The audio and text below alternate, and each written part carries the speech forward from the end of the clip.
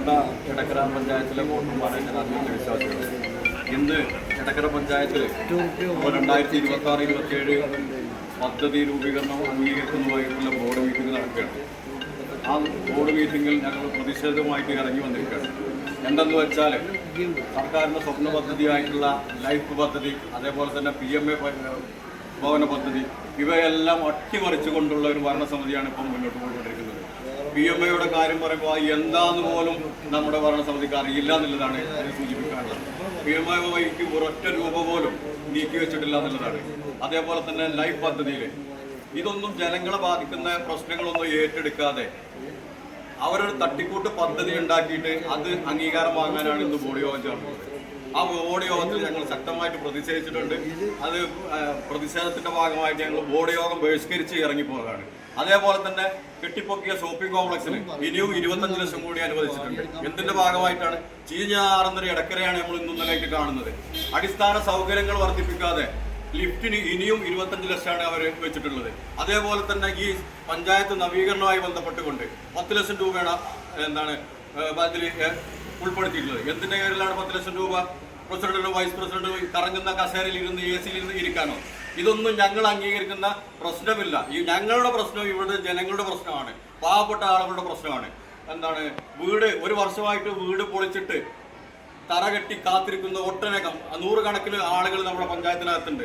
ഇതൊന്നും കണ്ടില്ലെന്ന് നടിച്ചുകൊണ്ട് ആണ് ഇവിടുത്തെ ഭരണസമിതി പോകുന്നത്. PMAന്റെ കാര്യം പറയുമ്പോൾ പറയാം അതെന്താണ് സംഭവം. ഇതുപോലും അറിയാത്ത വൈസ് പ്രസിഡന്റാണ് ഇവിടെ ഇരിക്കുന്നത്. അതിന് സൗകര്യമില്ലാന്ന് രേഖാമൂലം എഴുതി തരാൻ പറഞ്ഞിട്ടുണ്ട്. സർക്കാരിന്റെ പദ്ധതി നടപ്പിലാക്കാൻ ഇവിടെ കഴിയില്ല എന്നുള്ളത് പഞ്ചായത്ത് പ്രസിഡന്റിനോടും സെക്രട്ടറിയോടും രേഖാമൂലം ഞങ്ങൾ ആവശ്യപ്പെട്ടിട്ടുണ്ട്. ഇതിവിടെ നടപ്പിലാക്കാൻ പറ്റില്ല എന്നുള്ളത് തീരുമാനമാകട്ടെ. അതേപോലെ തന്നെ ഞങ്ങളിവിടെ 19 വാർഡുകളുള്ളത്. ഈ 19 വാർഡിലേക്ക് 7 വാർഡിൽ, അതായത് LDFന്റെ മെമ്പർമാർ ജയിച്ച 7 വാർഡിൽ റോഡിന് അനുവദിച്ച ഫണ്ട് വെട്ടിക്കുറച്ചിരിക്കുകയാണ്. ലീഗിന്റെയും കോൺഗ്രസിന്റെയും വാർഡുകളിലേക്ക് വാരിക്കോരി കൊടുത്തിരിക്കുകയാണ്. ഇതിനെതിരൊക്കെയാണ് ഞങ്ങൾ ഇന്ന് പ്രതിഷേധമായിട്ട് പുറത്തിറങ്ങിയിട്ടുള്ളത്. ഇത് ജനങ്ങളെ അറിയിക്കും, ജനങ്ങളെ ഏറ്റെടുക്കണം. ജനങ്ങളുടെ പ്രശ്നമായിട്ടാണ് ഞങ്ങൾ വന്നിട്ടുള്ളത്. എന്റെ വാർഡ് പ്രസിഡന്റ് കൂടി താമസിക്കുന്ന വാർഡാണ്. ആ വാർഡിലേക്ക് കരട് പദ്ധതിയിൽ അനുവദിച്ച പൈസ ഇപ്പോൾ അംഗീകാരത്തിന് വന്ന പദ്ധതിയിൽ ഇല്ല. അതെന്താ വെച്ചാൽ ഞങ്ങൾ തീരുമാനിച്ചതാണ്. പ്രസിഡന്റ് മറുപടി പറയേണ്ടി വരും. അതിന് പ്രസിഡന്റ് താമസിക്കുന്ന വാർഡിലെ മെമ്പറാണ് ഞാൻ. ആ വാർഡിലേക്ക് ഫണ്ട് അനുവദിക്കൂല. അത് ഞങ്ങൾ തീരുമാനമാണ്. എന്ത് ദാസ്യത്തോടു കൂടിയാണ് അവർ പെരുമാറുന്നത്? എന്തായാലും ഇതിന് വരുന്ന ആളുകളിൽ ജനങ്ങളെ അണിനിരത്തി പഞ്ചായത്ത് ഓഫീസിന് മുന്നിൽ ഞങ്ങൾ പ്രതിഷേധം സംഘടിപ്പിക്കുക തന്നെ ചെയ്യും. ലൈഫും PMA വഴി അട്ടിമറിക്കാൻ ഞങ്ങൾ സമ്മതിക്കില്ല. അത് ഈ പാവപ്പെട്ട ജനങ്ങളുടെ അവകാശമാണ്. ആ അവകാശത്തിന്റെ കൂടെ ഞങ്ങൾ എല്ലാവരും ഉണ്ടാകുമെന്ന് മാത്രമാണ് സൂചിപ്പിക്കാനുള്ളത്. എടക്കര പുതിയ പദ്ധതി രൂപീകരിക്കുന്ന സമയത്ത് എടക്കര ഗ്രാമപഞ്ചായത്തിന്റെ ഷോപ്പിംഗ് കോംപ്ലക്സ് നവീകരിക്കുക. എന്നാൽ ആ പദ്ധതി കൊണ്ട് ഉദ്ദേശിക്കുന്നത് യോഗം നടക്കുന്ന മെമ്പർമാരുടെ യോഗം നടക്കുന്ന ഹാള്, അവിടെ ഡയസ്, മൈക്ക്, AC മുതലായ സംവിധാനങ്ങൾ ഒരുക്കി കോർപ്പറേഷനുകളിലും നമ്മുടെ നിയമസഭയിലുമൊക്കെ കാണുന്ന രീതിയിലുള്ള നവീകരണം. 20 ലക്ഷം രൂപയാണ് അന്ന് അവർ മാറ്റിവെച്ചിരുന്നത്. ഇടതുപക്ഷത്തിന്റെ ശക്തമായ പ്രതിഷേധം കാരണം അത് 10 ലക്ഷമാക്കി ചുരുക്കി. ഇപ്പോൾ എടക്കര ഗ്രാമപഞ്ചായത്തിൽ 357 ലൈഫ് ഗുണഭോക്താക്കളും 117 PMAY ഉപഭോക്താക്കളും നിലനിൽക്കുമ്പോൾ ഇതിൽ 71 പേർക്ക് PMAYയിൽ 48,000 സെൻട്രൽ ഗവൺമെന്റിന്റെ പൈസ കയറിയിട്ടുണ്ട്. ആദ്യ ഗഡു കയറിയതാണ്. ഈ ഗ്രാമപഞ്ചായത്തിൽ ഈ ഒരു വർഷം കൊണ്ട് കൊടുത്തത് ആകെ 10 പേർക്കാണ്. 71 പേർക്ക് കയറുമ്പോൾ 10 പേർക്ക്. ഈ ബജറ്റിൽ മാറ്റി വെച്ചിട്ടുള്ളത് കേവലം 17 പേർക്ക് കൂടിയാണ് ഫണ്ട്. 44 പേര് ഇപ്പോഴും ഈ പദ്ധതിയിൽ പുറത്താണ് നിൽക്കുന്നത്. ഒരു വർഷമായി ഇവർക്ക് ഒരു രൂപ പോലും കയറിയിട്ടില്ല. ഇനി ഈ വരുന്ന വാർഷിക പദ്ധതിയിൽ ഒരു വർഷവും ഇവർക്ക് ഒരു രൂപയും ലഭിക്കുന്നില്ല എന്നുള്ളതാണ് ഇതിന്റെ പച്ചമലയാളം. അത് നമ്മൾ മനസ്സിലാക്കണം. ഇതുപോലെ ലൈഫ് മിഷൻ പദ്ധതി 357 പേര് നിൽക്കുമ്പോൾ സംസ്ഥാന സർക്കാരിന്റെ 3,57,000 മൊത്തം 457 പേരുണ്ടായിരുന്നു.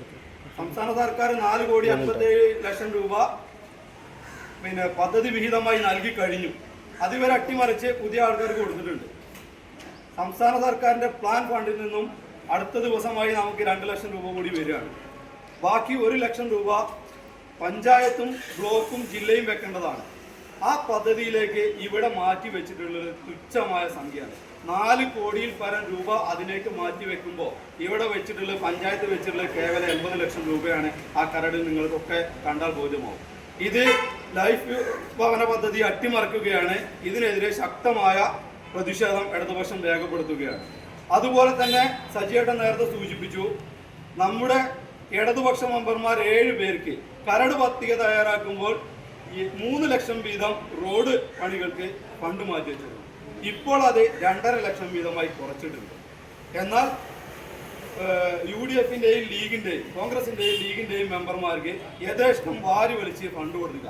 ചില മെമ്പർമാർക്ക് 4 ലക്ഷം വീതം, 18ാം വാർഡ് മെമ്പർക്ക് 6 ലക്ഷം രൂപ, ഇവിടെ 7 മെമ്പർമാർക്ക് 2.5 ലക്ഷം വീതം. എന്തൊരു വിവേചനമാണ് ഈ കാണിക്കുന്നത്? ഇതിലും ശക്തമായ പ്രതിഷേധം ഞങ്ങൾ രേഖപ്പെടുത്തുന്നു. ഇന്ദിരാഗാന്ധി ബസ് ടെർമിനൽ ചീഞ്ഞു നാറുന്ന വാർത്ത 2 ദിവസങ്ങൾക്ക് മുമ്പ് നമ്മുടെ ഗ്രാമപഞ്ചായത്തിലെ പരിധിയിലുള്ള വിവിധ മാധ്യമങ്ങൾ, സോഷ്യൽ മീഡിയ വഴി, പത്രമാധ്യമങ്ങൾ വഴി നാട്ടുകാർ അറിഞ്ഞതാണ്.